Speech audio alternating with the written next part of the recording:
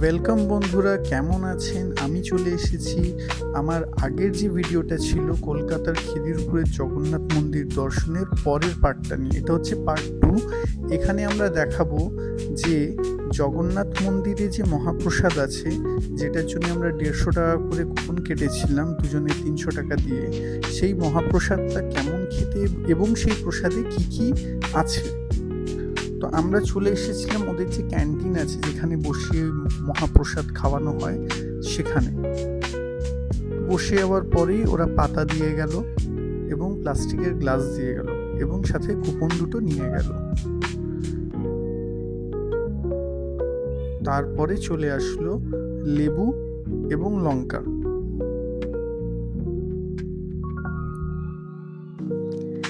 একটু বাদে একজন এসে নুন দিয়ে গেল।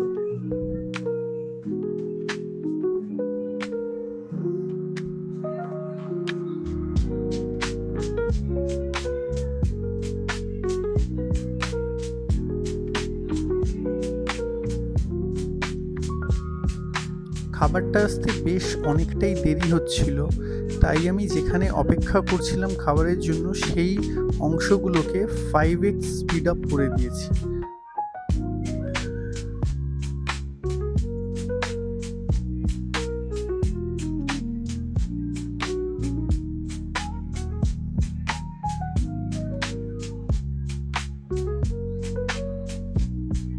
অনেকক্ষণ অপেক্ষা করার পরে ফাইনালি আমাদের টেবিলে খাবারটা এসে পৌঁছলো এবং প্রথম অন্ন হিসেবে এসেছে পোলাও।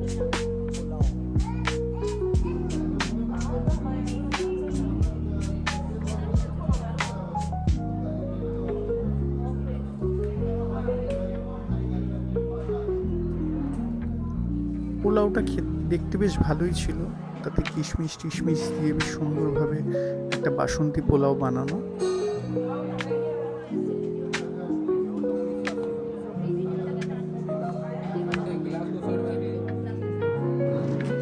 পোলাওয়ের পরে চলে আসলো ভাত।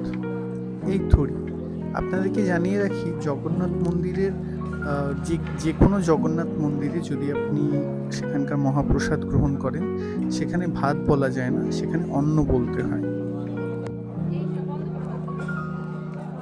যদিও তারা পোলাও বা অন্য কোনো পায়েসকে অন্ন বলে না, কিন্তু ভাতটাকে অন্ন বলে।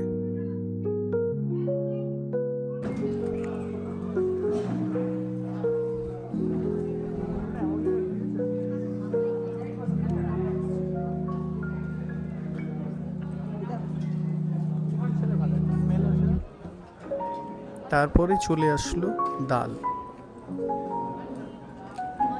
ডালটা বোধহয় মটর ডাল ছিল।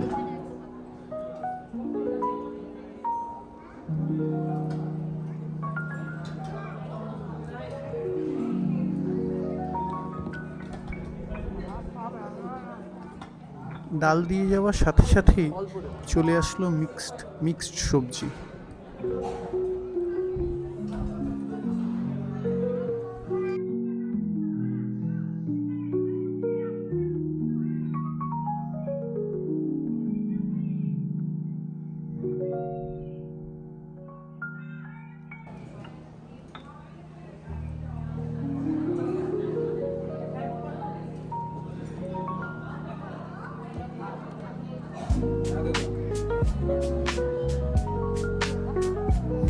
তারপরে যে খাবারটা আসলো, যে পদটি আসলো, তার নাম হচ্ছে পটলের রসা।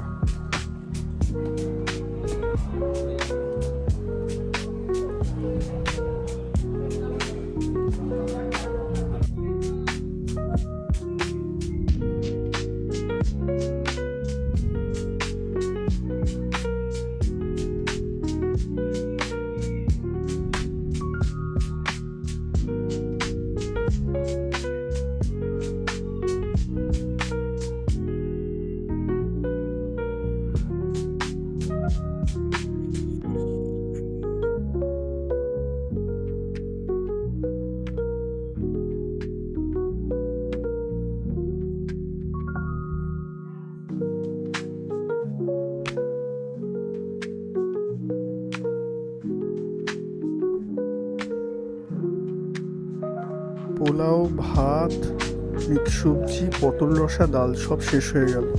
তারপরেও আমাদের অনেকক্ষণ হয়ে যাওয়ার পরেও কেউ আর কিছু আনছিল না। আমরা অপেক্ষায় বসেছিলাম। মা মাঝে মধ্যে বিরক্ত হয়ে দেখছিল যে আর কি কিছু আসবে। আমি তারপর একবার ডাকলাম যে একটু সবজি দিয়ে যেতে। বলার পরে তারা এসে একটু সবজি দিয়ে গেল, তাও মিক্স সবজি,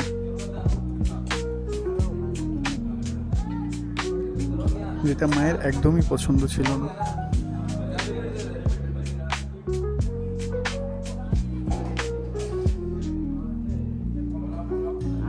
তারপর তারা আবার থেকে রিপিট করা শুরু করলো, পোলাও, ভাত, ডাল, সবজি। আমরা আরেকবার পোলাও নিলাম।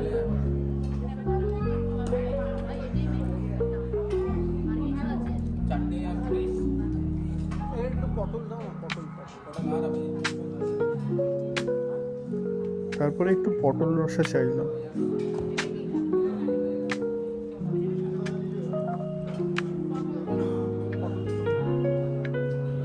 ওই ওরা যদিও মিক্স সবজিটাই যে দিতে এসছিল, আমরা নিইনি ওটা।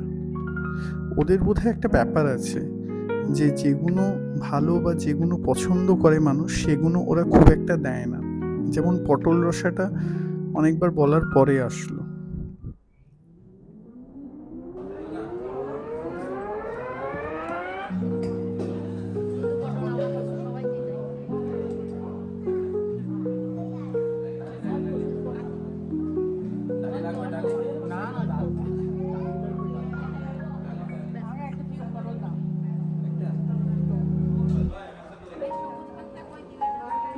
মায়ের যদিও পোলাও আর পটল রসাটাই ভালো লেগেছিল।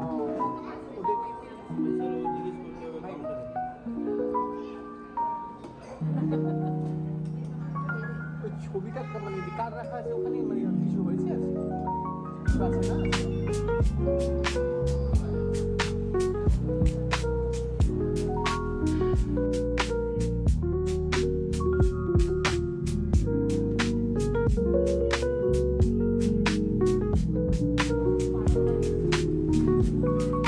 তারপরে বাটি দিয়ে গেল, পায়েসের বাটি।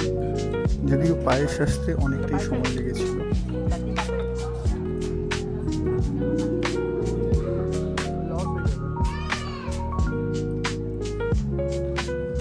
তারপর আসলো চালতার মিষ্টি চাটনি, সর্ষে বাটা দিয়ে। এরকম অদ্ভুত পদ বা রেসিপি আমরা আগে খাইনি। মিষ্টি চাটনিতে আবার সর্ষে বাটা।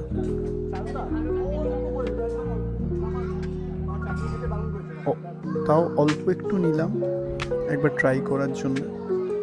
খেলাম, খুব একটা ভালো লাগেনি সত্যি কথা।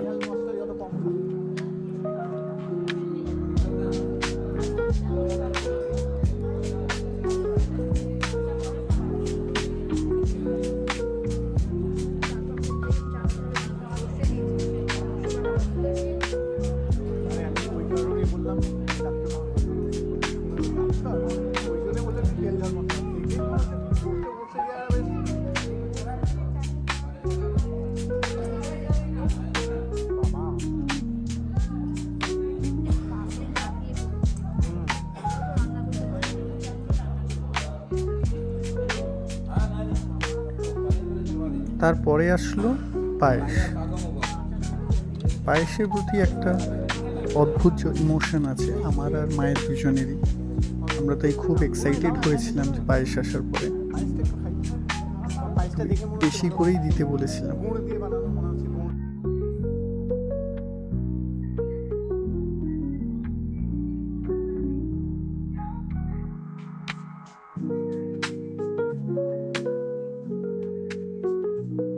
এরই মাঝে একটা অদ্ভুত কাণ্ড হলো, সেটা একটু পরেই দেখতে পাবেন আপনারা।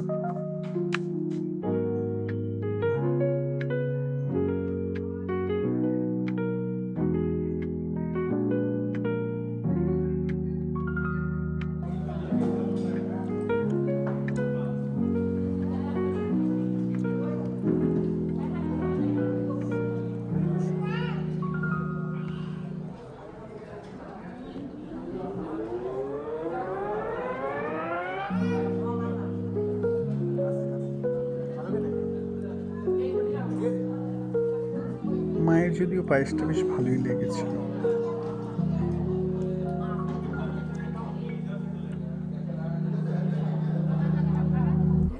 এখানে চৌরাস্তা, তাই আমাদের চৌরাস্তার ভেতরে ওই যত আপনার নতুন পাড়া আছে, নতুন পাড়া, আরে এসেছিলাম মানে সিএমআরআইতে মাঠে মানে অর্থোপেডিক দেখাতে, রেগে নিয়ে বললো চল এই জগন্নাথ মন্দির আছে,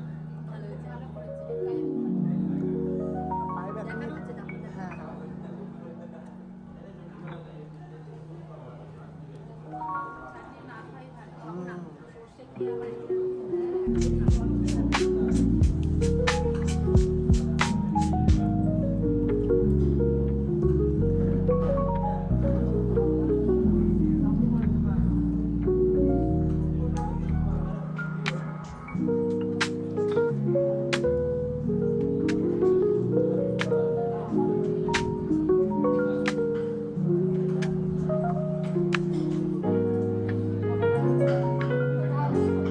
মায়ের পায়েসটা এতটাই ভালো লেগেছিল যে মা ওই ছেলেটিকে ডেকে আরেকবার যখন যেই পায়েস চাইলো, ছেলেটি মুখের ওপর মানে বলে দিল পায়েস একবারই দেওয়া হয়। মা শুনে খুব হেসেছিল, কি অদ্ভুত মানে ব্যবহার এদের। যদিও অন্য একটি ভাই ছিল, তাকে যখন মা ডেকে বলল, সে কোনো কথা না বলেই পায়েসটা নিয়ে এসে দিয়েছিল। আসলে এটাই বোধহয় হওয়া উচিত, মানুষকে যখন তুমি খাওয়াচ্ছ এবং সেটা সে পয়সা দিয়েই খাচ্ছে, সে যদি আরেকবার চায় তাতে দেয়াটা অল্প একটু হলেও মানে যত দেয়াটা উচিত, ওইভাবে মুখের ওপরে না বলে দিয়ে মানে যত দেয়ার থেকে। যাই হোক, সব কিছুই একটা অভিজ্ঞতা। আমরা এইবারে এই জগন্নাথ মন্দিরে গিয়ে মানে এমন একটা অভিজ্ঞতার